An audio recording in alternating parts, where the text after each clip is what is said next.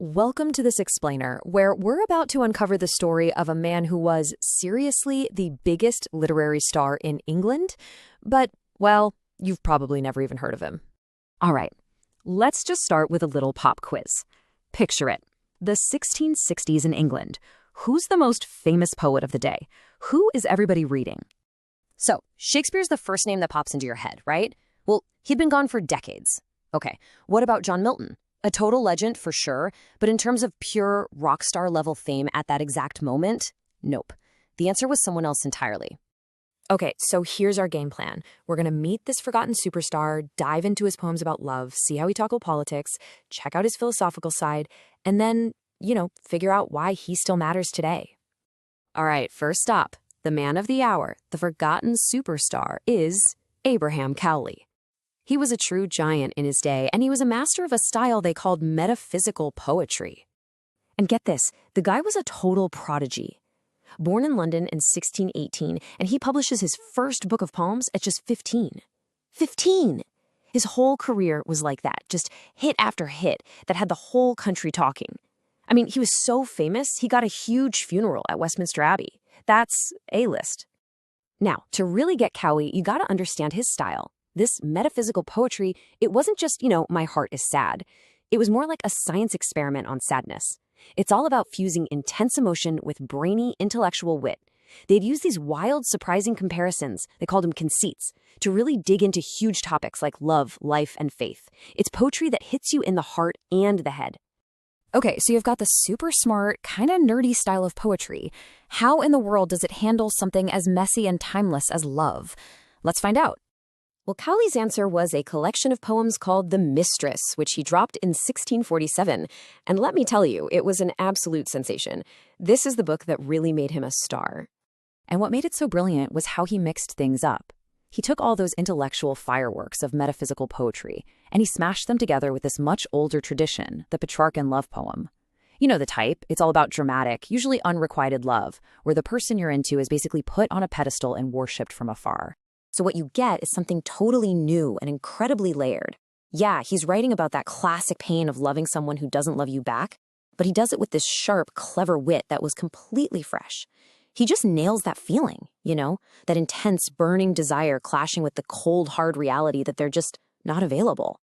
But Cowley wasn't just writing about heartbreak. No way. He was living through one of the most chaotic times in English history, the Civil War. So of course his poetry was going to tackle the huge, messy political themes of his time too. And that brings us to his most massive project, a huge biblical epic called the Davideus. Published in 1656, this thing was a sprawling account of the life of King David.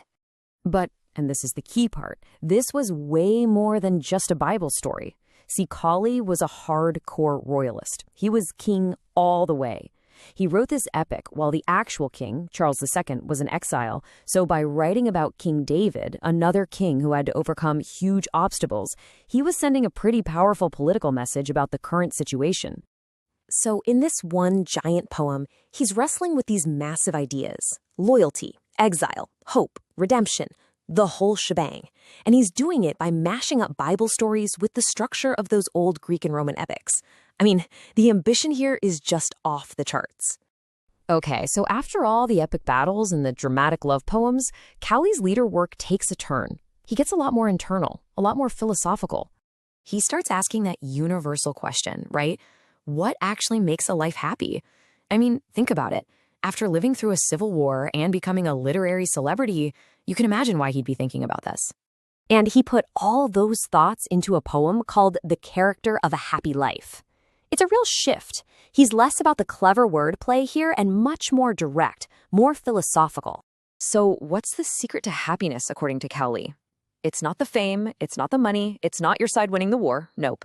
For him, real happiness was all about simplicity and just being content. He talks about inner peace, connecting with nature, which is pretty amazing when you think it's coming from a guy who had seen the absolute peak of fame and fortune. Okay, so we've got Cowley the love poet, Cowley the political epic writer, and Cowley the philosopher. This guy could do it all. So the big question is, if he was so incredibly famous, why don't we talk about him more today? What's his real, lasting legacy? Well, his importance is pretty much locked in, not just for his own poems, but because he was a crucial link. Think of him as a bridge between two completely different eras of poetry. On one side, you have the metaphysical style, all that intellectual, witty, emotionally intense stuff. Cowley was one of the last great masters of that. But on the other side, the neoclassical style was coming in, which was all about clarity, order, and being more elegant and restrained. Cowley stood right in the middle. He blended the old with the new, and that's how he helped steer English poetry into its next chapter. So at the end of the day, it didn't matter if he was writing about love, politics, or just a quiet life in the country, Cowley's poetry always asks you to think. And yeah, his celebrity status might have faded, but that invitation to really engage with the big, profound themes of life, that's a legacy that absolutely endures. So the story of Abraham Cowley, this literary superstar who kind of faded into the background, leaves us with one last fascinating question to chew on. If fame can be this fleeting, what is it that actually makes great art last forever?